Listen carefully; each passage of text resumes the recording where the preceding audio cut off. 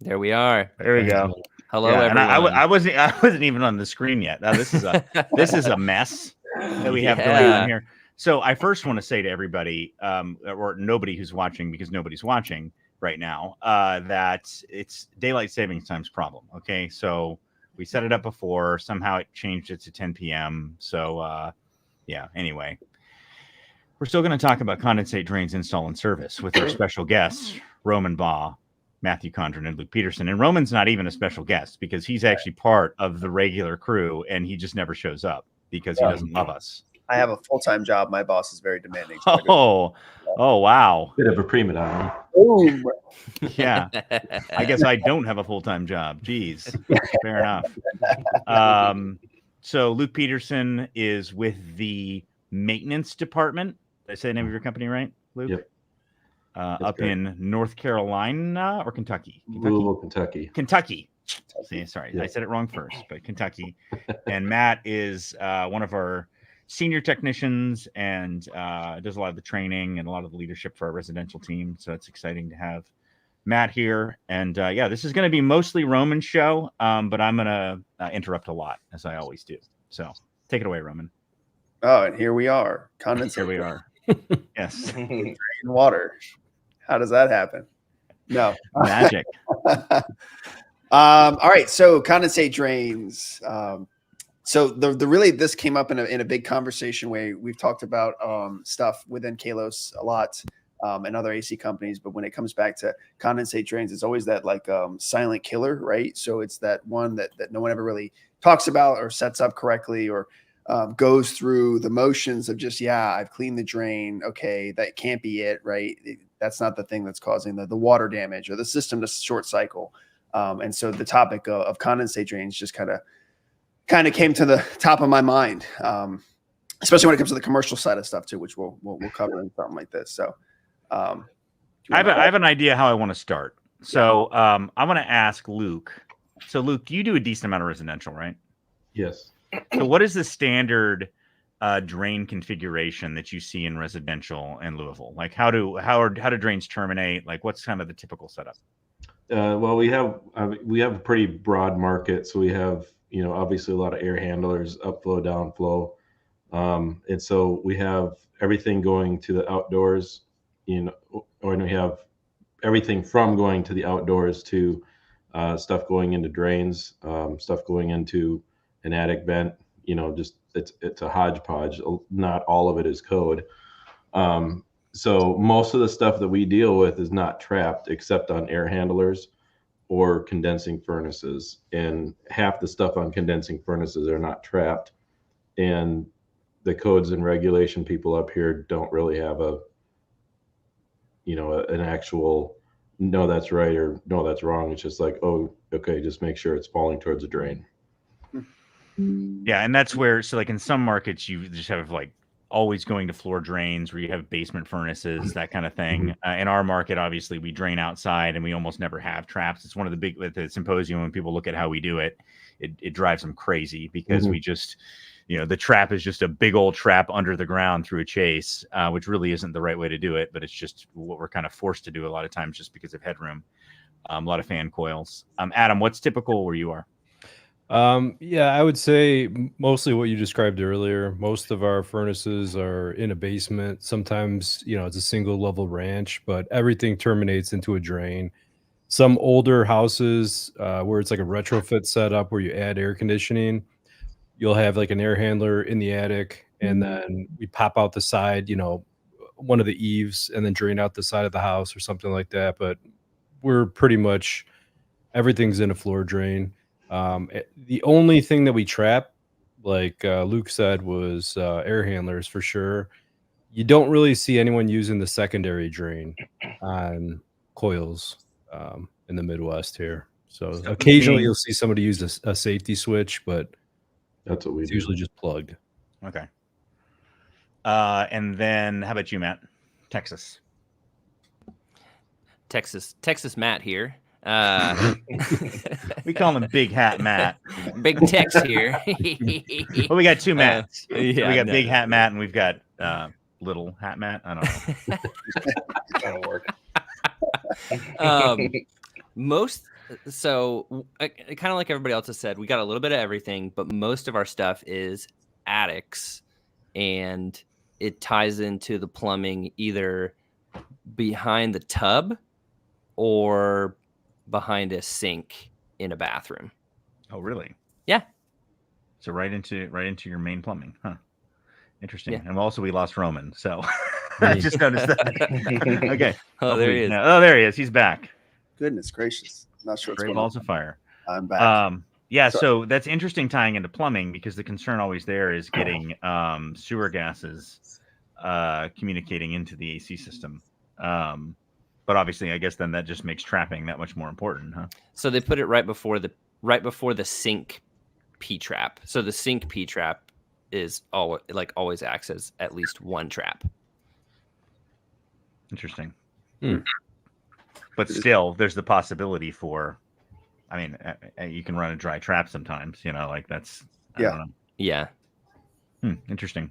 Yeah. And the reason why I wanted to start there, so there was a reason for this, is to establish that there are significantly different norms in different markets. So especially when you talk about drain cleaning, you'll get like massive variety, and also in terms of trapping, venting, all that kind of thing. So I just wanted to tee that up. So Roman, I'd like you to kind of go and take it away on this slide here, and what you have here to describe something that's sort of a pet peeve for you. Yeah. So this is a bit of a pet peeve of mine, just because I think it's probably because it's one of those things that I've always gotten hung up on out in the field, especially on commercial equipment. So there's this rule of thumb, that we kind of go out there and we just build traps, right? It is 2 inches. That's the rule of thumb, right? As long as it's 2 inches, we're good. But people don't really consider that on commercial equipment, especially when you've got so many different things tied into the return air. You've got you've got balancing dampers, you've got fresh air or modulating fresh air where it's opening and closing, also based upon another damper that opens and closes on the return air, that you can have all these different restrictions on a system that creates high static, right? And so the purpose of a trap is to reduce the amount of air being sucked in through a line and allowing water to drain out of a system. And so there isn't really any one size fits all on commercial equipment, which we have a slide for that, which is kind of towards the very end. But we're talking about commercial equipment, right? Commercial equipment specifically, there's one rule of thumb that you can always go by, and that will never be an issue. And that's this chart here. So when we talk about trapping systems, you obviously want to size your condensate line on commercial equipment to the size that the installation manual calls out. And typically it's the connection, right? It could be 1 inch. Very rarely is it going to be 2 inch unless you're dealing with some really big stuff. But it comes down to static pressure in the actual, the return air assembly of the unit itself, right? Where the coil is housed, where that negative static pressure is going to be within the system. And so based upon that static of your system, because we've got large commercial systems out there and telepacks on roofs that do hotel high rises and, these giant banquet areas for hotels. And you'll find that they're high pressure static systems with VAV boxes where the fans are designed to run constantly and the filters are being neglected. And so you've got all these other additional things tied into the back end of the system to where they're designed to operate at 2 inches of static. But as soon as the filters start to get slammed in that system on a 40-ton system, that static just climbs and it climbs and it climbs, to the point where your static now overcomes that trap on that system. And then you suck a bunch of water into the return air and then it comes falling out of the banquet hall's, area.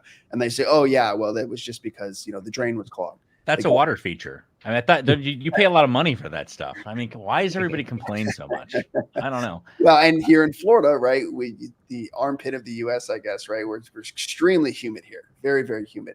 And so we're always generating large amounts of condensate.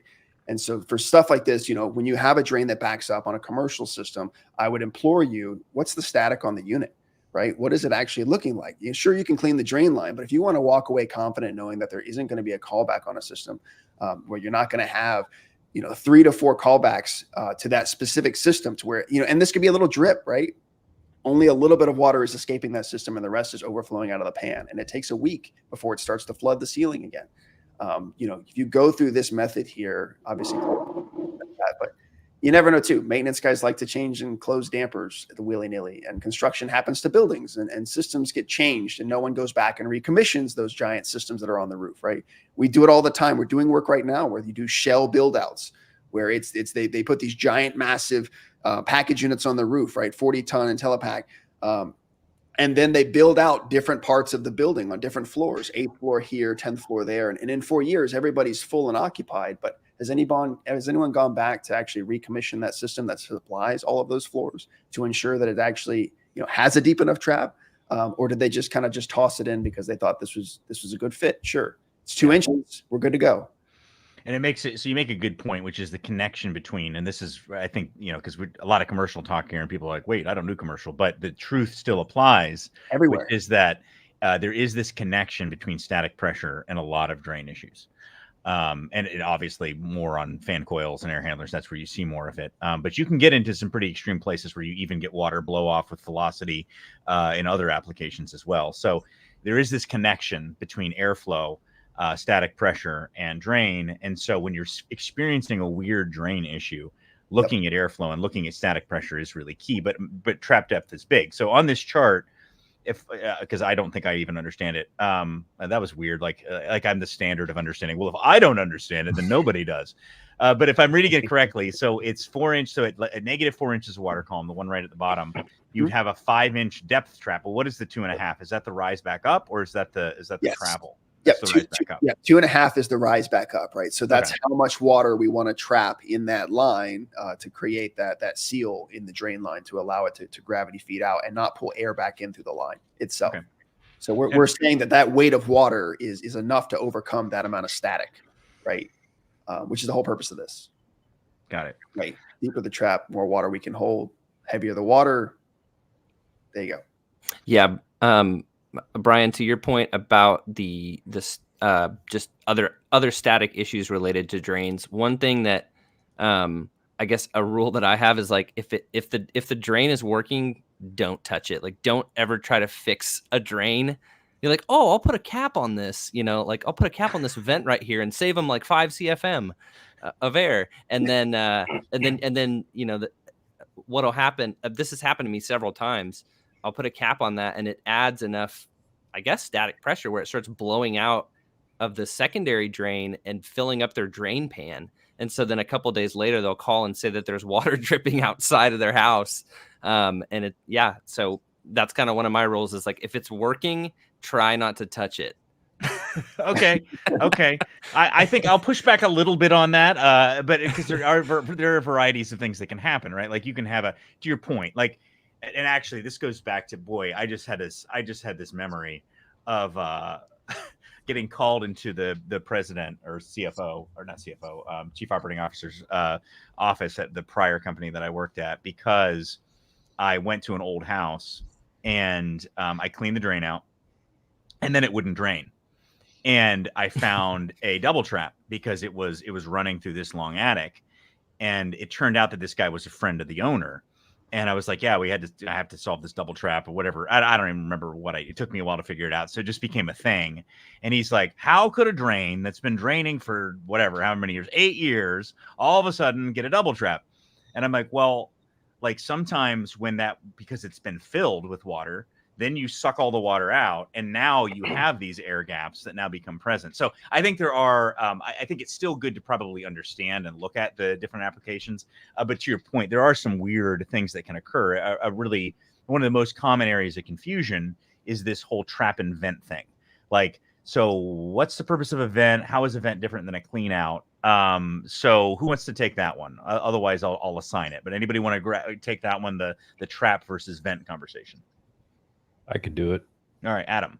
So if you look at the image on the left, the one with the big red X that says do not do, it has a T with a vent before the trap. So what ends up happening there, if you have if your drain is on, it's basically a negative pressure drain, right? You're pulling through the evaporator coil. So the whole purpose of the trap is to try to block the air coming back. If you have the trap open like that, you're going to suck air through the T, and basically you're not going to allow the water to drain out. What's the best way to say this? It kind of just fills up, and then the water flutters inside of the drain pan until it will spill over, right? And then if you look at the image on the right, there's no path for the air to get back into the evaporator. So the water just flows out freely to the trap. The water is blocking the air, and then the vent is after the trap. So the vent will allow the water to drain on the opposite side of the drain line. One I thing hope I that said that concisely. yeah, so. you did. And one of the things that I want to add though is if anybody's looking at this and getting confused, this is not a clean out. Okay. A clean out is always capped. A vent is never capped. So two different things, right? So a clean out would go kind of right at the top of this. In fact, I'm going to move to a different slide here. I'm going to break my own rule and scan through it real quick just so you can see. This is more of a residential configuration. You see the clean out goes before the trap and usually just kind of on that downward part of the T. So that way you can easily clean this trap. And then on the other side of the trap is where you put the vent. But what's the reason for the vent? Right. That's the question that a lot of people have, because like in Florida, Matt, we don't see this very often. We almost never see it in residential. What's the purpose of it? Well, that's because if there are any additional traps, or if you're going into a common drain assembly, you don't want it to become airlocked. You don't want there to be basically a bubble of air trapped in between the traps that then prevents that water from traveling out, because air is buoyant, it's lighter than water, and so it's going to want to travel up when the water is going out, and it will actually create a lock there. And so that kind of allows that to be relieved, but it still prevents and isolates that negative air pressure from the air handler side to the actual drain assembly, which again, you'll see this a lot in some markets. This is the standard way they do it. If you're in multifamily cases where you have common drains and you really need to do it this way, or anytime that there's the possibility of having another trap downstream from it. Yeah, no, and to segue on top of that too, when you're working with something like this, you also have to remember that when you're tying into a common drain, you don't know what else is in that common drain, or where that drain line is, right? Is it in the middle? Are we at the end of the drain? Or are we at the beginning of the drain? And so, we had a commercial project where we did a retrofit recently, and we had to cut into the middle of a common drain. And so this was the practice that we followed to ensure that we weren't going to create a double trap or some kind of airlock, or, because you never know what's going on, right? A pipe comes out of a wall and other things tie into it, and then it goes to a wall. You have no clue where it goes, or if you're at the bottom of the elevation, or you're where it starts. And so it just, it's one of those things where you just better safe than sorry when it comes to stuff like this. And I like to think of it this way. Like if you're going to talk about an air vent, airlock, think of it like, if you've ever had a glass of water and you put a straw in the water and you put your finger on top of the straw, the water doesn't flow freely. It's kind of the same concept, if you will. Take your finger off, the water flows out of the straw. It's kind of the purpose of that. Allows it to equalize. Yep. Right. So Luke, I want you to talk a little bit about, because you do a decent amount of commercial as well as residential, right? Or at least have.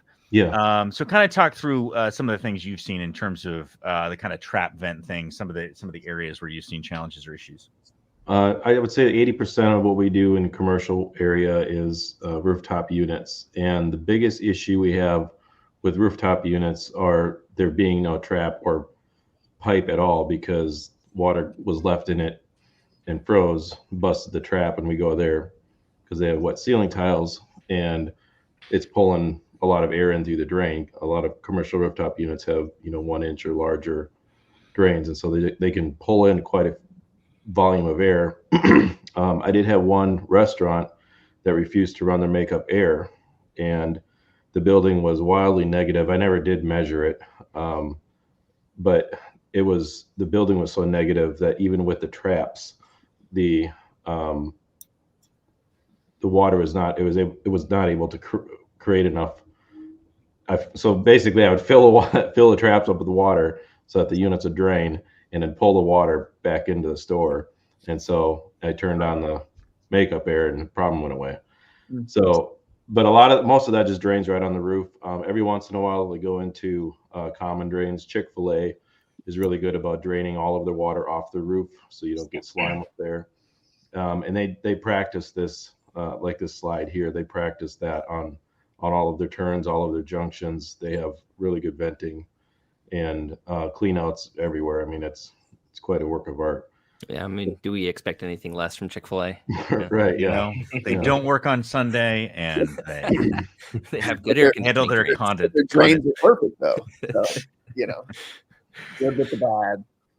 Yeah, but most of them are just a trap that goes right on the roof of the building.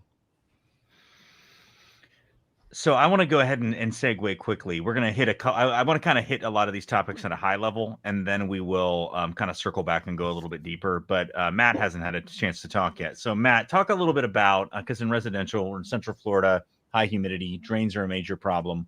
What are some of the big things from what you see day in and day out that are really important on the drain side? And it can even be some of your kind of top tips for cleaning and that kind of stuff.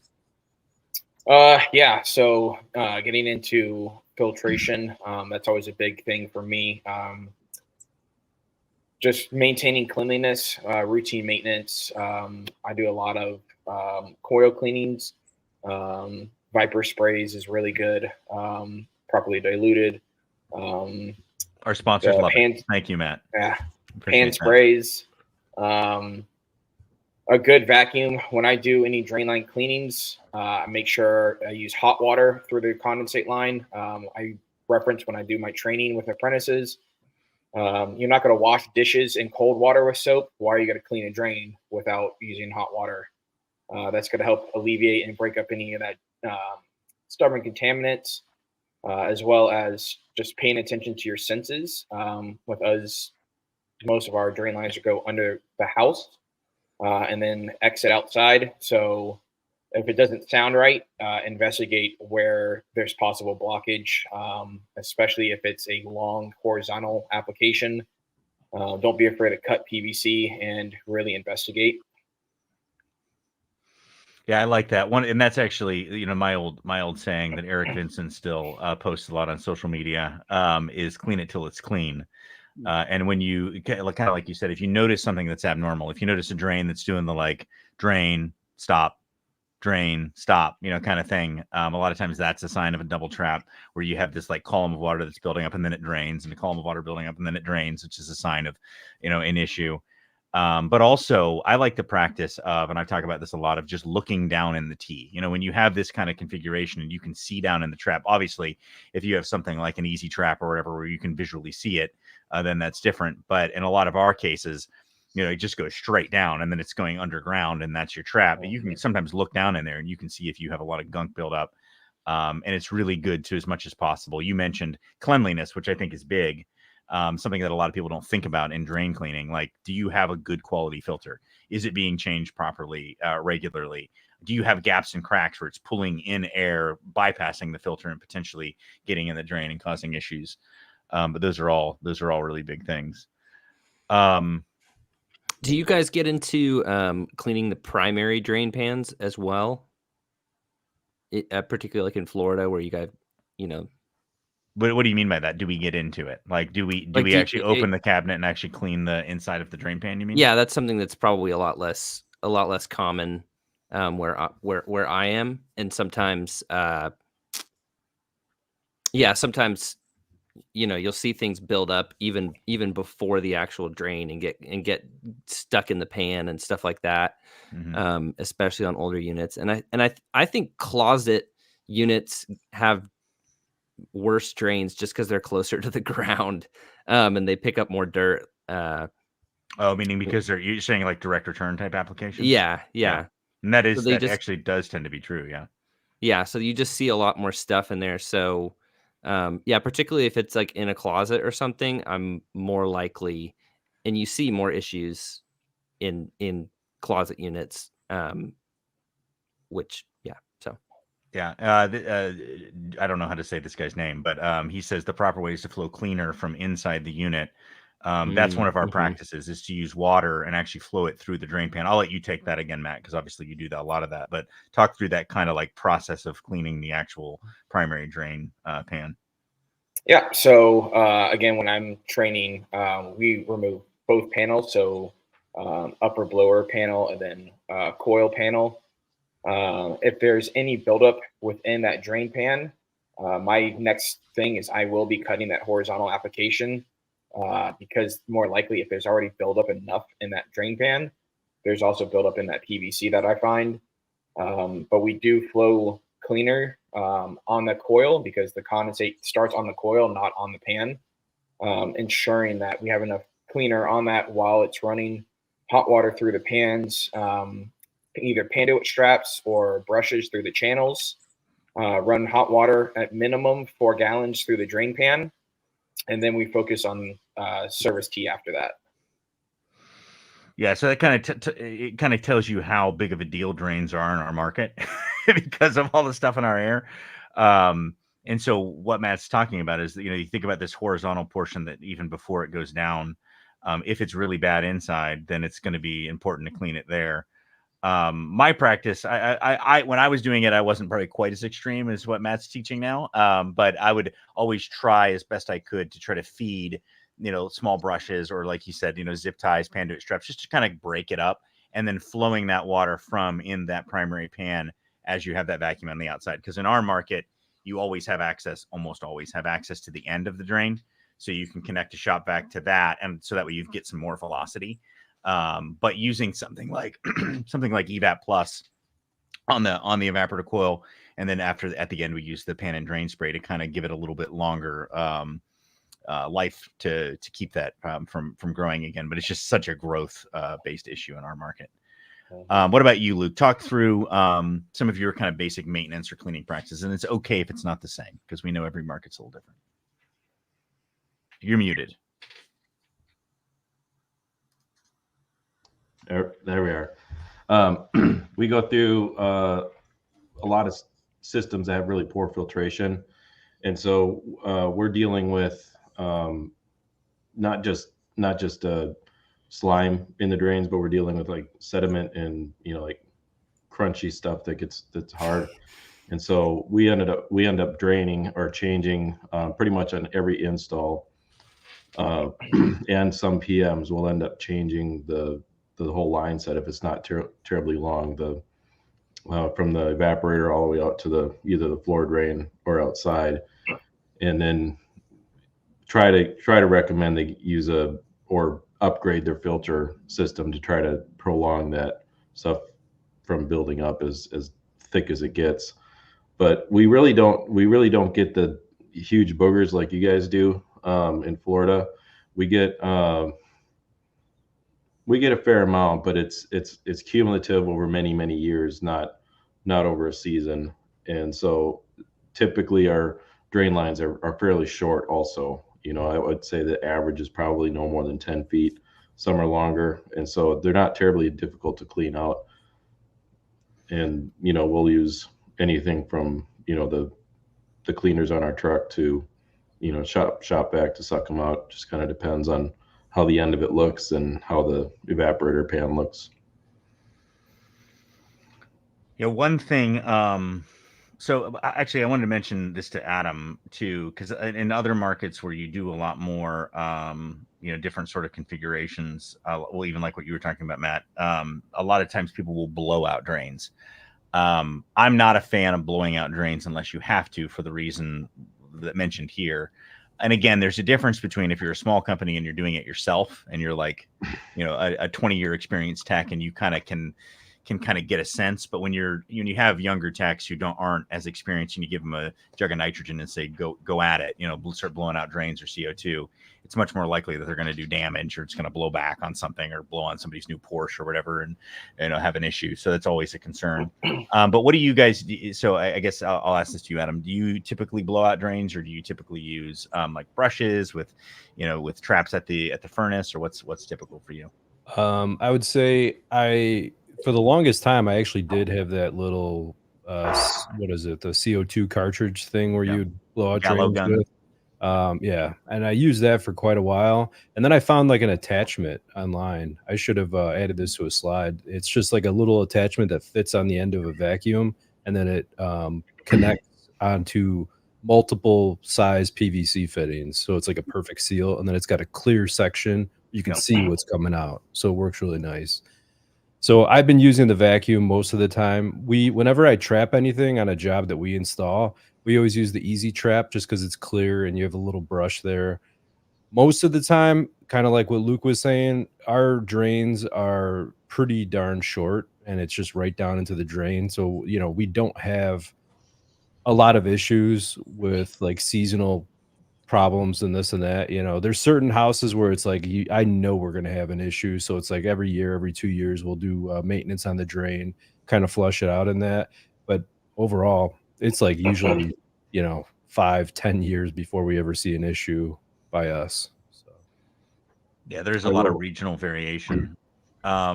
I did want to ask quickly with Adam though, but you do have a lot more because you have furnaces, so you have a lot of furnace condensate. Do you have any cleaning needs there? Do you get more issues on that side? Yeah, absolutely. So that's actually a pretty big deal. Most of the furnaces, most of the drain traps are internal to the furnace. Some of the newer models, they have the drain traps on the outside. Carrier had a model drain trap. Train had one. There was a couple in particular that they just collected a lot of dirt. So you have to go in and you gotta you fill them up with water, and you gotta shake them. You use hot water and just kind of go at it, just because. And it's like what you said, clean it till it's clean, because you just keep getting garbage out, for 5 minutes. So, but yeah, you'll get a pressure switch error if you don't clean the condensate trap or the drain trap on the furnace. If you see those drain traps really dirty, you should consider the collector box as well. We've had a lot of Lennox with plugged up drains at the collector box. Good. Yeah, actually, all the hoses that lead to the drain trap too. That's always a good thing to flush out as well. And certain furnaces, over time, those hoses that connect to the drain trap, they will deteriorate. So you should always kind of take those apart and inspect them, because they'll get dry rotted. So those are kind of maintenance items that you should be looking at and replacing as needed. Yeah. So here we pretty much only blow things out with nitrogen, because the other side of the drain is tied into the plumbing for the house. So there's really no other access to it. So yeah, I mean, it can be, and there's a great, somebody had a good comment here just about just blowing out gunk all over, some homeowners' nice stuff. Yeah, so I always put a towel in the sink. I was always super careful, make sure you know where that drain goes. Yeah. And then put a towel in the sink, and then I put a bucket. I have a little bucket of all my PVC fittings, and I'll put that on top of it. And then I go up and I'll cut the drain line with my shop vac bucket underneath it to let all that extra water drain in there. And then I'll put one of those, one of these Jones valves on it, just so that if I ever have to come back again, I don't have to cut into their drain to clean it out. And then, yeah, one of the big things for me is always just make sure that if you clear a drain and then you go and you look in the sink or in the tub, usually there's a splatter of stuff. If I don't see that somewhere, that's a red flag to me of, hey, I just cleared a drain and I'm not seeing any debris come out. I would say 9 times out of 10, if I have that happen and I'm like, oh well, and I just kind of walk away, I'm back within a week, and it turns out there was 2 tied together, and it blew out some other unit somewhere or something like that. So yeah, I just try to be really, really diligent with clearing out drains, because I have blown joints apart before, and you just sometimes there's just nothing else you can do. I mean, I've had to cut out big sections of pipe that were just full of rust from 2 or 3 iterations of air conditioners that had been up in the attic. So yeah, you just have to be really careful, but sometimes there's only so much you can do before you have to do something kind of drastic. Yeah. And you never really know either. Right. So I've done 2-story houses before, back when I was doing residential work, and, cookie cutter houses. There's always that one line that was never glued in the wall. And then, the homeowner never gets the maintenance done on the house, and you're there 6-7 years later trying to blow a drain out that just won't vacuum no matter what you do. And you go to blow it out, and it blows the line apart that's not glued in the wall between the second floor and the first floor. And now you're cutting drywall out to go in and actually patch it the correct way the first time. So I wanted to ask quickly, because there are a lot of different versions of this type of valve, different assemblies, ones that you can fit an adapter down in to blow out on the other side of the shop vac. I guess my My objection is I never like gaseous flushes, like so any CO2, nitrogen, anything like that, just because it doesn't have mass. Like so, it can blow out sediment that's loose, but things that are a little bit more stuck on, things like water, tend to do better. But do you have good luck with this? So you said that you use this sometimes, Matt. Yeah. So if the line's already full of water, then it's great. Good point. Right. But yeah, I mean, if you're going out and doing a maintenance and you're like, I'm going to clear your drain, and you just connect your hose to it and you blow some nitrogen through the drain, yeah, it's not really doing much. So I like to put this before the trap, and then I'll have a vent so you could pour, just a bottle of water down there, and then chase it really quick with some nitrogen. So the nitrogen's the pressure, and then the water, like you said, actually has some mass to it, so it's not just a gaseous flush. Yes, a gaseous flush. That's a word that I just came up with that I kind of like. Anybody else here use anything like this or something similar? Like you go into an application, and now to make it easier for next time, anything else anyone does? The only thing we use pressure on is copper or soldered drain lines. We will not use pressure unless it's a very extreme circumstance, like we just can't get to it. But most of the time I'd rather put a fish tape down there and try to wiggle it out than, risk blowing a line out in somebody's home. A fish tape down and wiggle it out. It's good. I like that. Teddy says PVC removable unions are awesome for making clean out sections, and I do like that idea. And that was actually something that I was going to mention to Matt. It's like if we are cutting, then it probably would be a good idea to put a union in, so next time you don't have to cut. The only downside is, of course, union is possible leak point. People have to know how to assemble them. But yeah, that's it's interesting to me with drains how different like everyone applies it, but ultimately it's still the same. Basic principles. You need to have a way to clean it. You need to know where it's going. I really like that line. You need to make sure you know where it's going. That was the thing I always said on our commercial teams, where you have common drains and a lot of them are potentially connected together. And especially if we do a lot of self-storage, it's like you do not want a bunch of crap blowing out on top of somebody's, antiques from grandma, that kind of thing. But on the maintenance side, there's been a lot of talk about the Viper pan and drain spray. We've had a lot of questions about the tablet, silver, copper, pan pills, all that kind of thing. Any thoughts, opinions on that, or any products that you particularly like? My favorite product is a really good filter. Yeah, okay. Good point, which is what Matt was saying too. Yeah, and that's actually something, one of the upgrades that I would love to see people do more is like 4-inch media filters. If you can make an alteration and go to a 4-inch media filter. I like this. Where did this image come from, Roman? Did Ricardo make this? No, well, yes, Ricardo made it. It was Lori that came up with the idea for it. But yes, no, it's good. It's very dramatic. I'm surprised he doesn't have like his face shield up and have it be like when you write it out for these texts out there, man, it does get like this sometimes, though. I mean, yeah, it's a Florida thing. Yeah.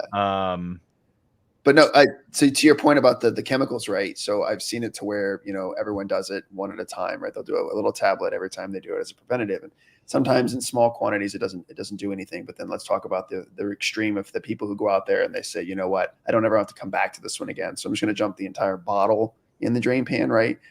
And so what we do is we end up turning it into like a giant pot of like acid, right? That actually starts to eat away at the base of the coil sometimes.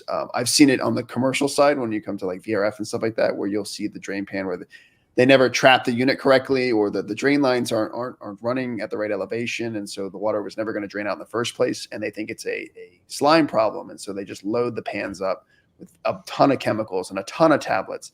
And they just rinse the coils with tons of chemicals and never wash them appropriately. Well, the chemicals never make it out of the unit because it's a drain problem, and it comes back into the unit, and then it eats away the base of the coil, and they get tons and tons of leaks, and then they want to blame the equipment for the premature failures when really it was just the drains were never installed correctly, and so you were never gonna fix the initial problem. It was just a Band-Aid. So that's the extreme of the pan tablets, right? That I've seen in the field, at least. So. Yeah, my take is I don't have a problem with them as long as they're properly applied. The problem is like you get a bunch of pan tabs and then they end up putting them in the pan, and then like it actually gets at the outlet and blocks the drain, or you have a new tech who just drops it down into the trap and it ends up blocking it that way. And like I've seen just dumb stuff, but when properly applied, they're fine. They're usually not going to hurt anything. Some of the old school ones actually had chlorine in them. I don't think any of the newer ones have that.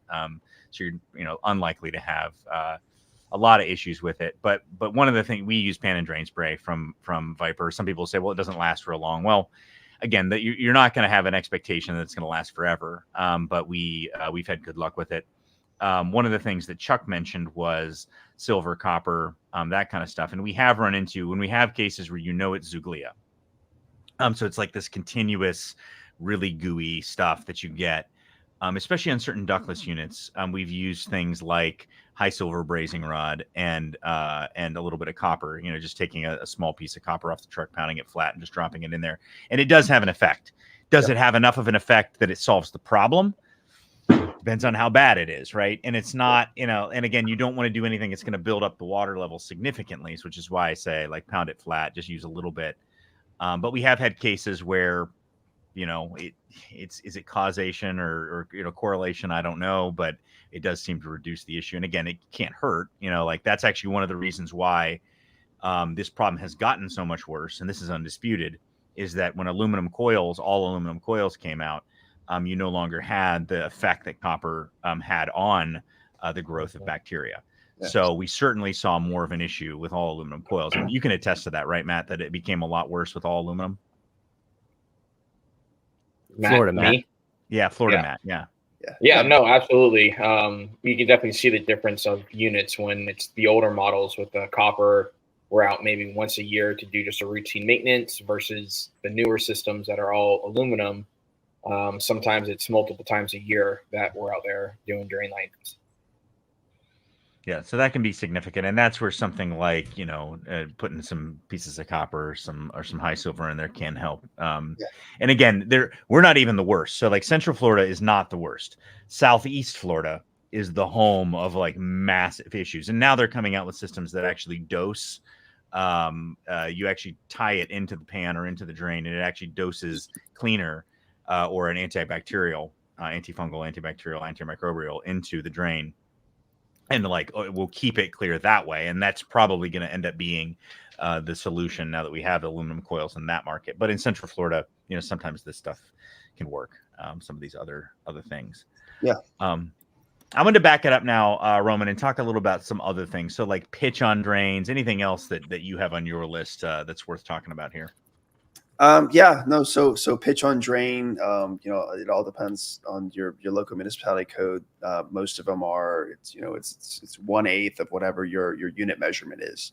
So if it's 12 inches, right, you're going to do 1/8 of that for your pitch, for your slope, for downhill. And it's just one of those things where, if you're not sure, and it's borderline, pull out your level and maybe even find a new way to reroute your drain.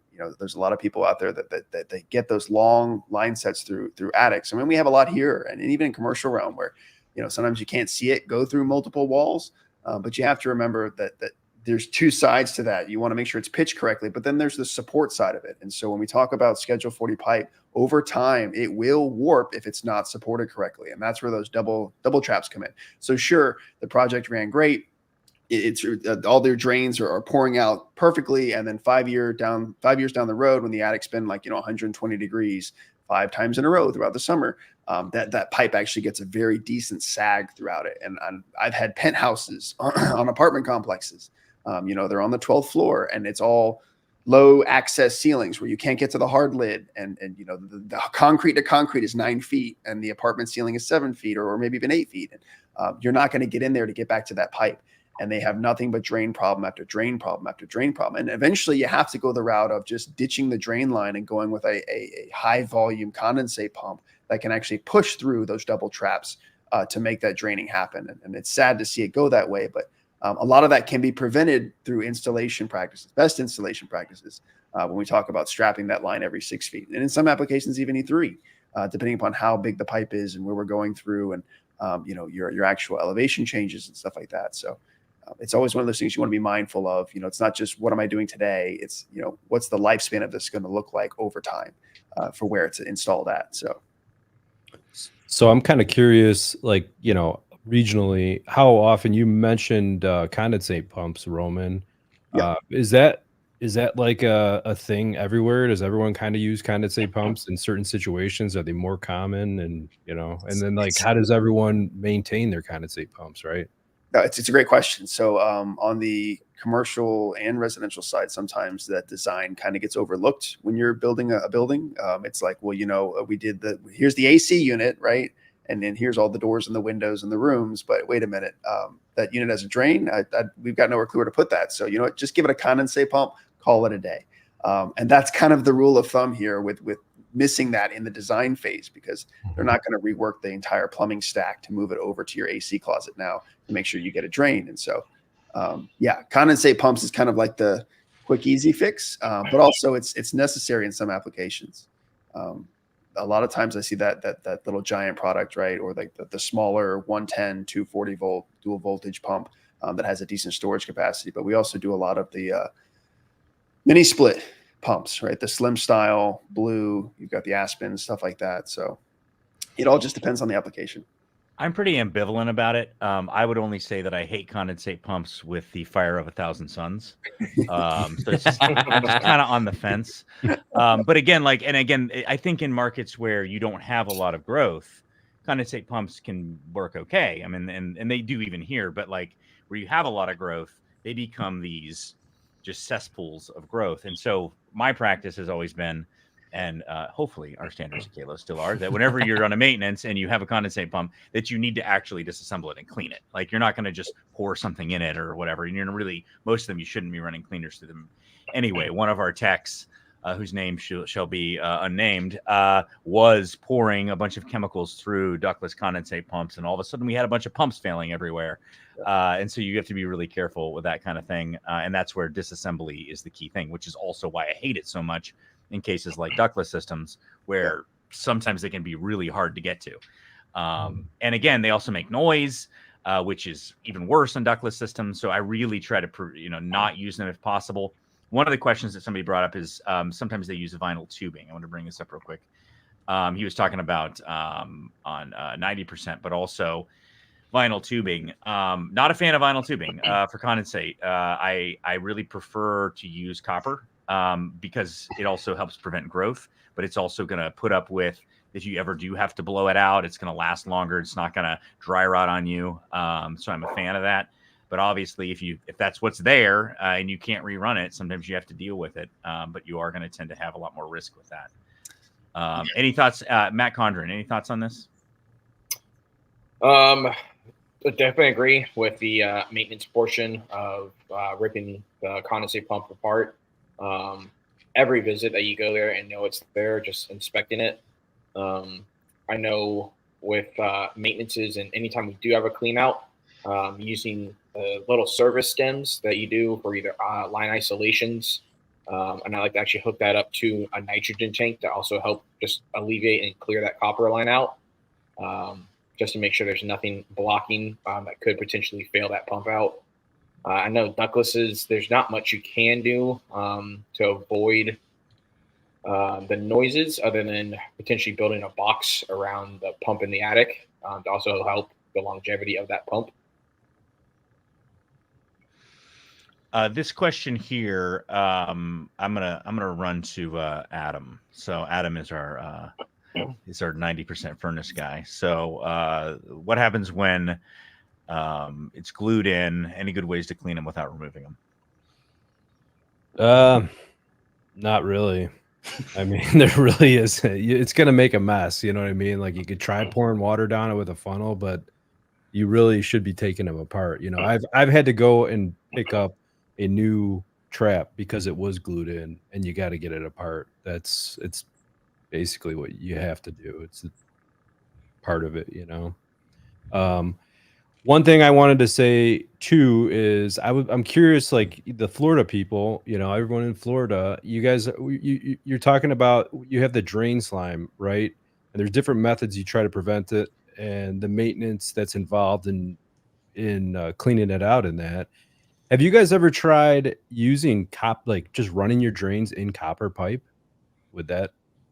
I mean, I know it's more expensive, obviously, but Don't try to baffle us with your common sense statements. I don't appreciate that. I feel I'm triggered. I'm triggered by this. You have to warn me when you're going to say sensible things like this. I'll take a part of this one, and you can take the other half, Brian.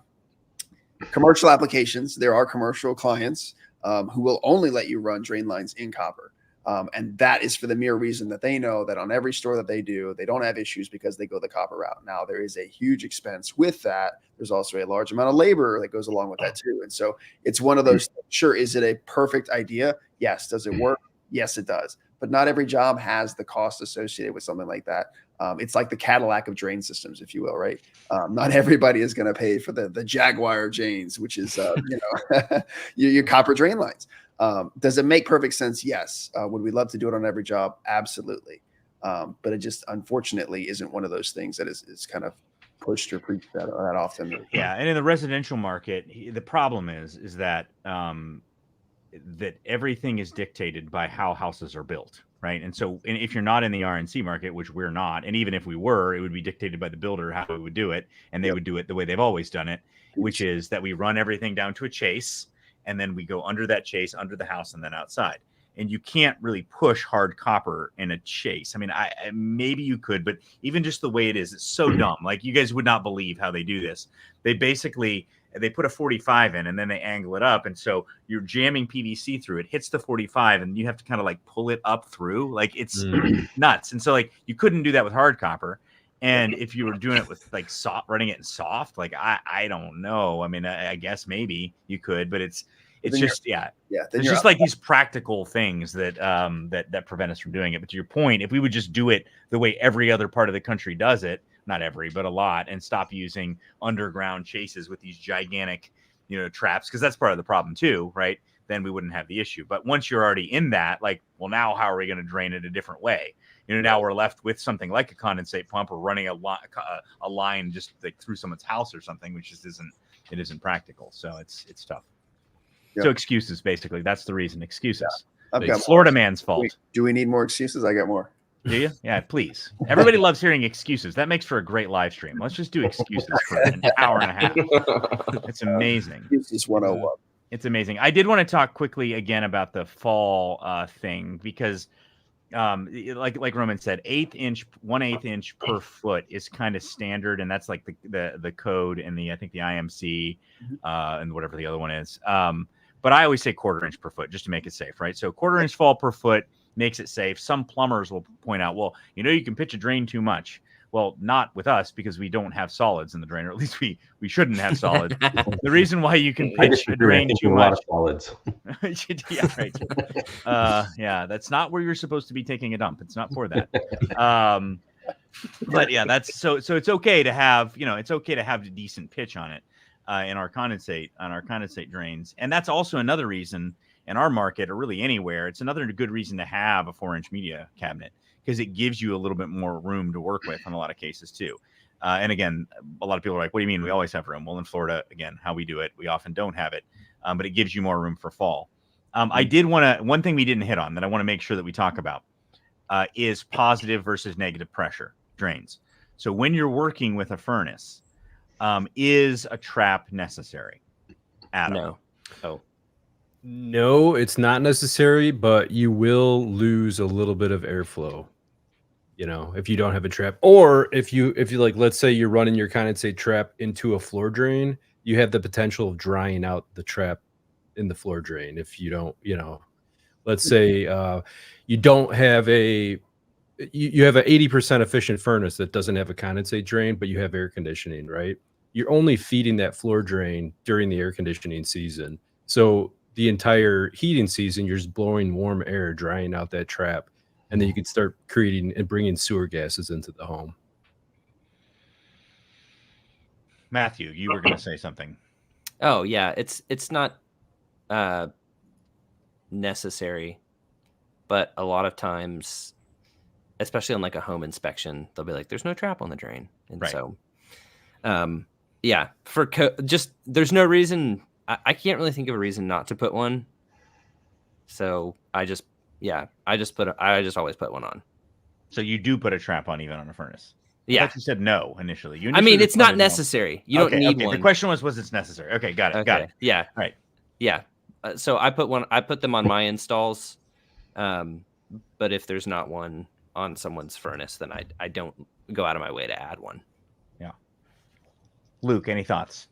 Yeah, we only put them on our 90 plus furnace installations because we'll usually tie the furnace drain and the AC drain in together. And so we just put a trap on it to ensure we don't have any static pressure affecting the pressure switches on the furnace itself. Another thing that's worth mentioning is here on this picture, you see that we show the drain being insulated. And really what's important is there's a couple caveats here. If the drain is running through a humid environment, and it's really the underside of the drain and the trap that need to be insulated, like wherever water is going to sit, that's where, because it will start to condense water. And some people say, well, I'm in a dry climate. If you're in a green grass climate and it's running through the humid area, especially like an attic, you still can get condensation. So I would suggest it in those sorts of spaces. But I did also want to, well, actually, this is another one there was another one that I thought was Joe, but yeah. So the point that Joe is making here is actually having the positive pressure pushing the water out, and a gas furnace is actually useful. But yeah, all I wanted to say here is that, but if you're running the drain through a conditioned space, then that isn't necessary. So there are some caveats. But when in doubt, insulating the drain is a good idea. I wanted to ask though, in markets like you mentioned, so traps drying out is the thing. So let's say you have a fan coil that's operating in a market where you have whole long periods of time where you're not running air conditioning. Do you ever have issues with that trap drying out and then having it pull water back in? Is that ever a thing in a high static system? I've run into that. And usually obviously it's usually the first time they turn on the cooling, the air conditioning for the season. And it's just a dry trap. So for sure, sometimes that's one of the first things I look at when you're doing maintenance, early spring, whatever, just double check the trap. Is there water in it? Yes. Cool. If not, add some water.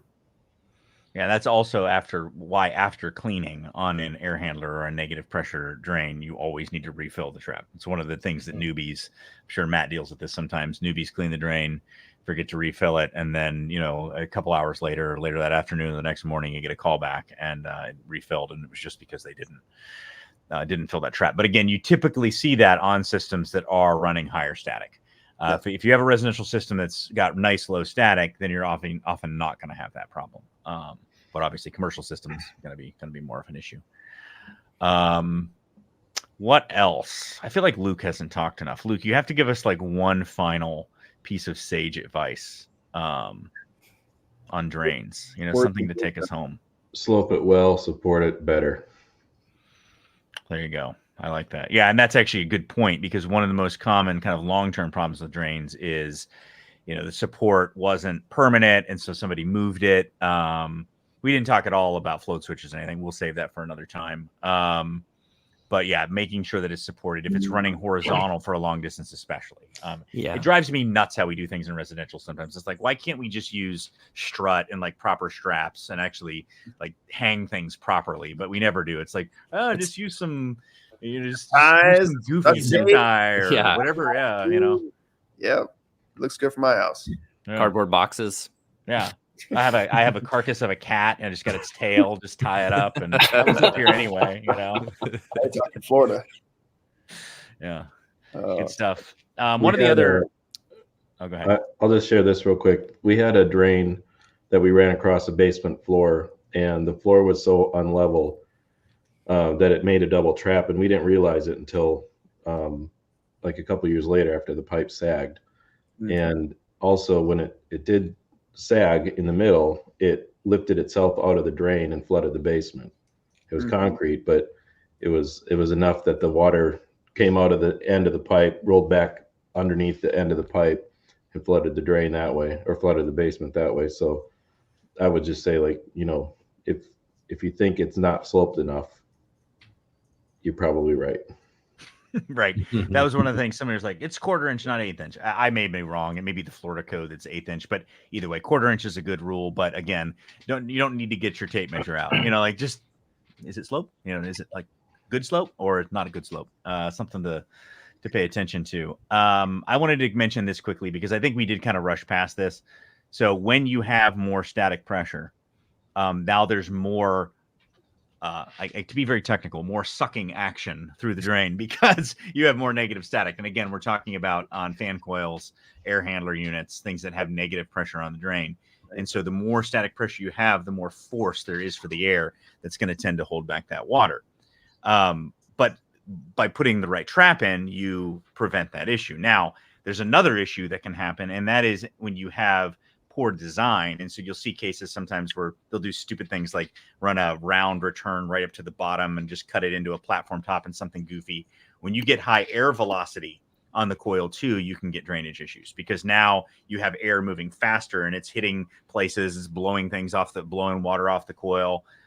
You see cases where people will, set their fan speeds up ridiculously high and you get high face velocity across the coil, and that starts causing issues. It starts sucking air in from around the front, all the little ports and cracks, and creates like little currents that then holds the water back. So a lot of goofy stuff happens when your airflow isn't right and when your static pressure is too high. So when you have kind of weird recurring issues and you've looked at pitch, you've looked at double trapping as best you can, it's clean, all that stuff, then airflow really is a place to look. And again, this is one of the main things in our industry we need to be doing more of anyway, which is looking at static pressure and airflow. Anything else? I'll say a big one for me that I've learned the hard way over the years is to just document things that are related to water issues. So if people don't want a float switch and that they need one, just write that down so that you can have that for later. Just things like that, making sure because water, it's one of the the most common kind of damage things, right? So just if you know something bad's coming for somebody and they say no to it, just write it down, put it in your notes. And it shows this here, redundant protection wherever possible. So having one in the second, if you have a secondary pan, having a pan switch in the secondary pan, having one in that secondary port, or having a secondary drain going to it is kind of an old school option that we don't do as much.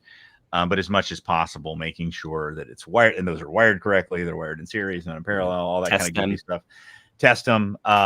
When you're done, actually, this is a huge one. When you're done cleaning a drain or doing anything on the system, make sure it's draining when you leave. If it's in the summer, actually watch it drain if you can. In some markets where it's not humid enough, you may not be able to, but in our market, man, just make sure because it's one of those things, especially after you've cleaned the equipment.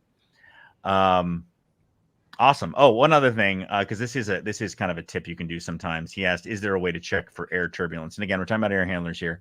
When you get into really weird situations where you're having a really hard time figuring out where the water is coming from, maybe you're getting drips of water on the filter or something. Again, start with just, measuring static pressure. If you have something like a true flow grid, use that and look at, do I have the right system airflow? But you can actually put a piece of plexiglass and watch it. So it sometimes will kind of tend to fog up on you a little bit, but you can often use that to see where the water is falling off or if you have something weird going on.